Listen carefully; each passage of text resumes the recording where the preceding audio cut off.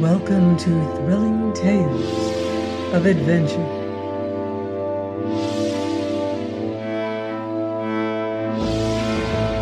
I'm Mardell, reading Martin Conisby's Vengeance by Jeffrey Farnall.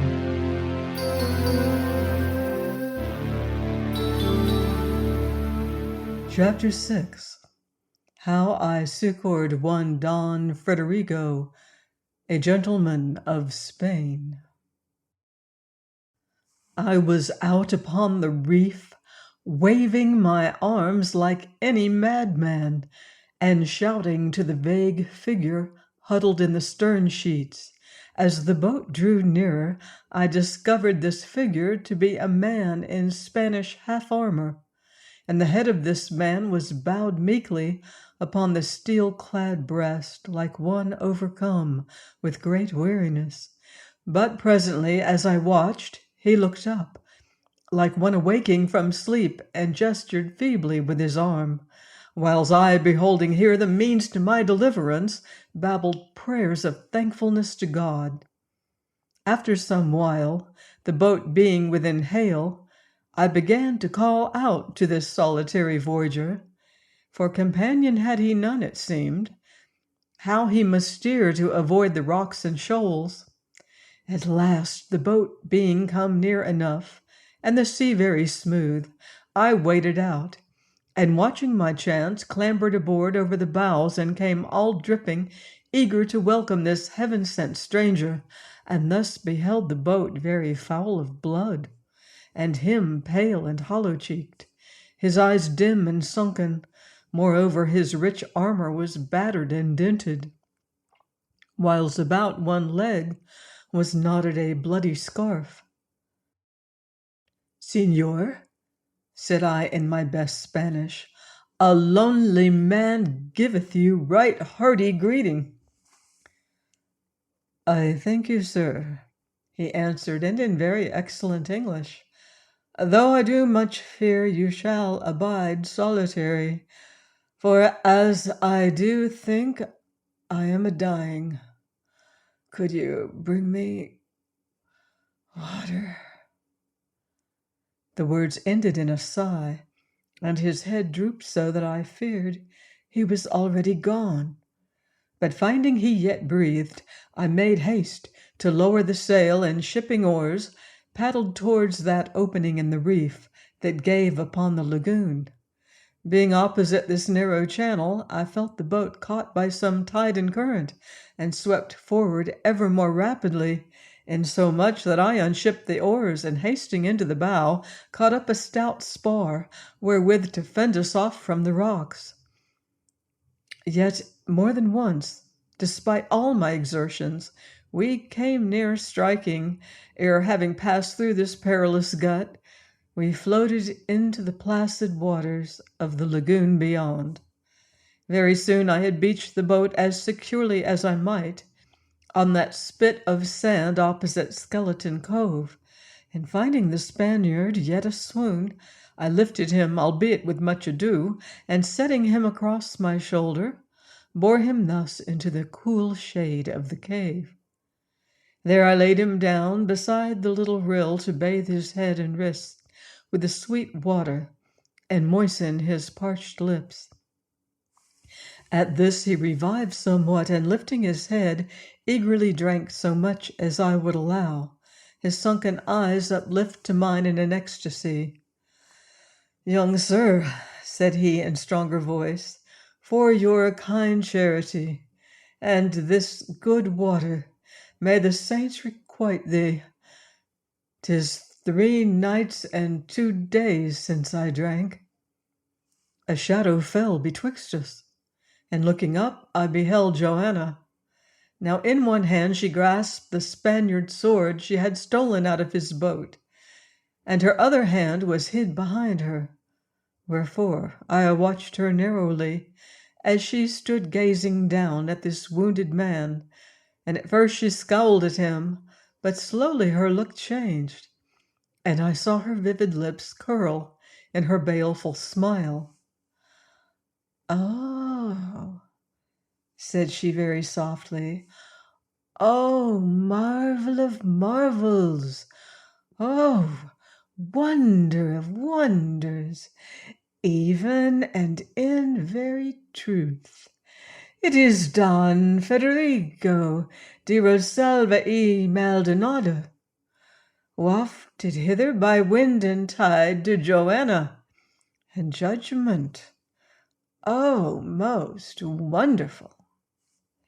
Now hereupon this poor wounded wretch lifted himself to peer up into her smiling face with hanging jaw like one amazed beyond all speech, while she, slim and shapely in her broidered gown, nodded her handsome head.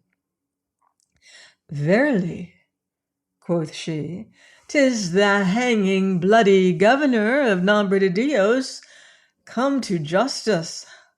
I pray you, Signor, how many of our company had you strung aloft since last we met?"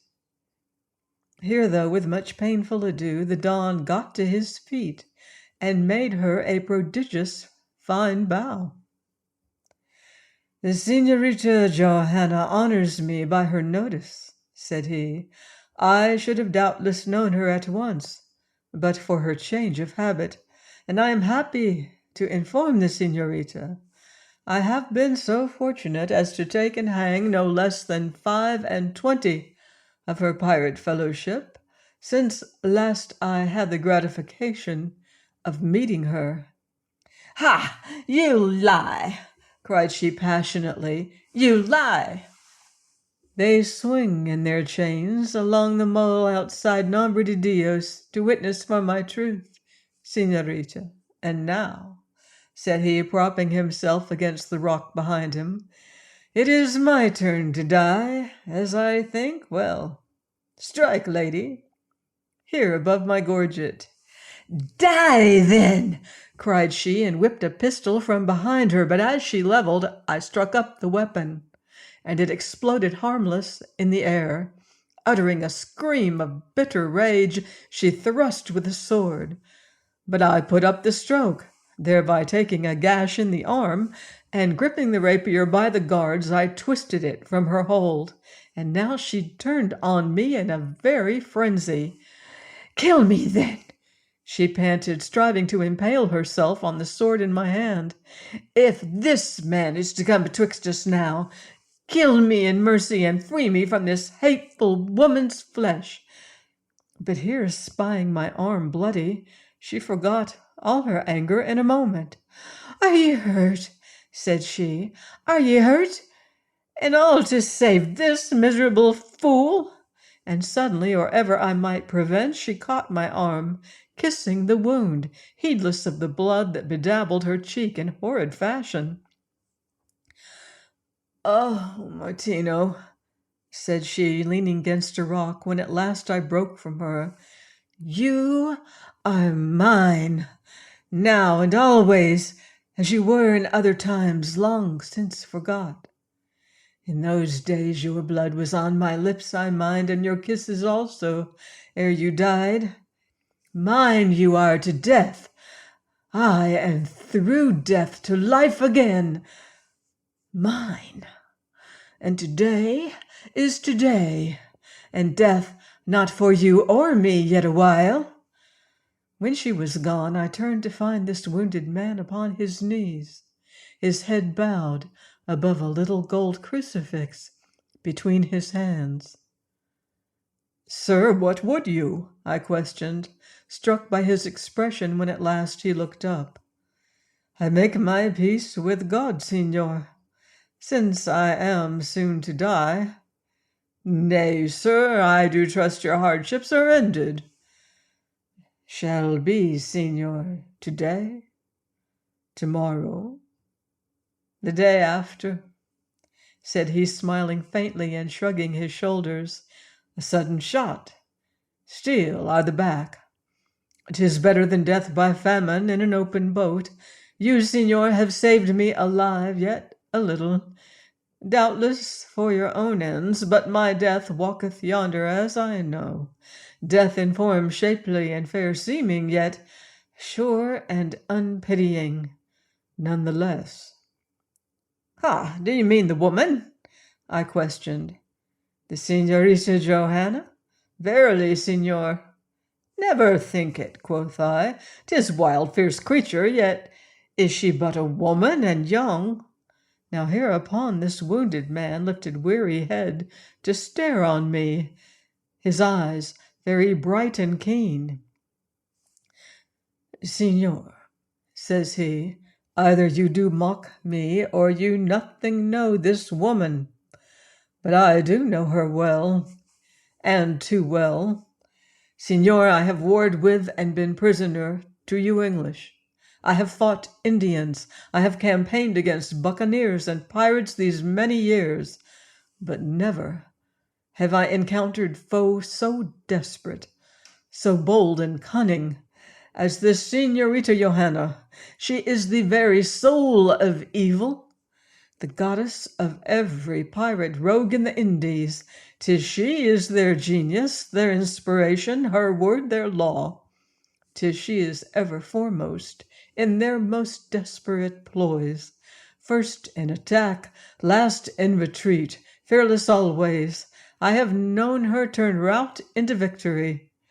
But 2 short months ago she vowed my destruction, and I, with my thousands at command, besides divers ships well armed and manned.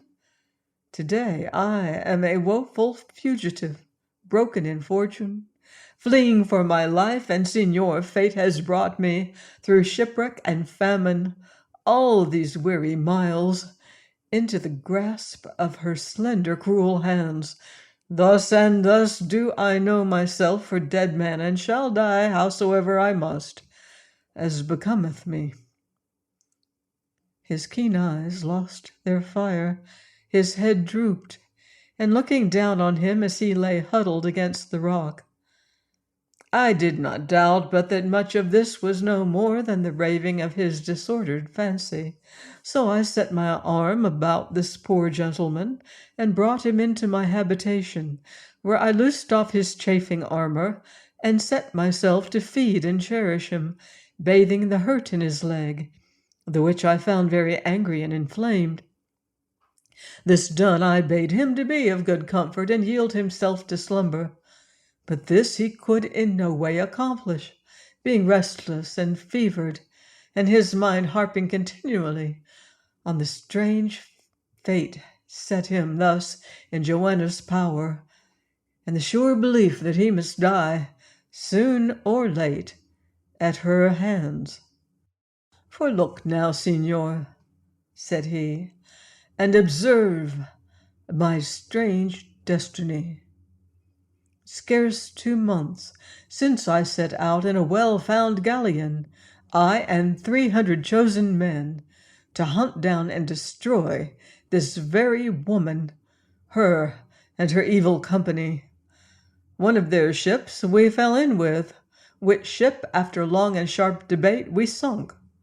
But it coming on to blow, and our own vessels being much shattered by their shot, we sprung a leak, the which gaining on us, we were forced to take to our boats. But the wind increased, and we were soon scattered. On the 3rd day, having endured divers perils, we made the land, I with Pedro Valdez, my chief captain, and 10 others, and being short of water, they went ashore, one and all, leaving me wounded in the boat. And I, lying there, was suddenly aware of great uproar within the thickets ashore, and thereafter the screams and cries of my companions as they died. Then cometh Pedro Valdez running, crying out the Indians were on us, that all was lost, and himself sore wounded. Nevertheless he contrived to thrust off the boat, and I to aid him aboard. That night he died, and the wind drove me whither it would. Wherefore, having committed Pedro Valdez his body to the deep, I resigned myself to the will of God, and God hath brought me hither, Señor, and set me in the power of Señorita Joanna, that is my bitter foe. So I am like to die sudden and soon. But, Señor, for your kindness to me, Pray receive a broken man's gratitude and dying blessing. Sir, I am ever a Maldonado of Castile, and we do never forget. There he reached out to grasp my hand. Thus, Signor, this should be my last night of life, the which is very like. Know that my gratitude is of the nature that dieth not. Sir, said I, his hand in mine, and the night deepening about us, I am a very solitary man, and you came into my life like a very angel of God, and there be such, when I stood in direst need, for I was sick of my loneliness, and in my hunger for companionship very nigh to great and shameful folly. Mayhap, whiles you grow back to strength and health, I will tell you my story. But this night you shall sleep safe, so rest you secure. Join me next time for another exciting chapter of Martin Conisby's Vengeance by Geoffrey Farnall, here on Thrilling Tales of Adventure.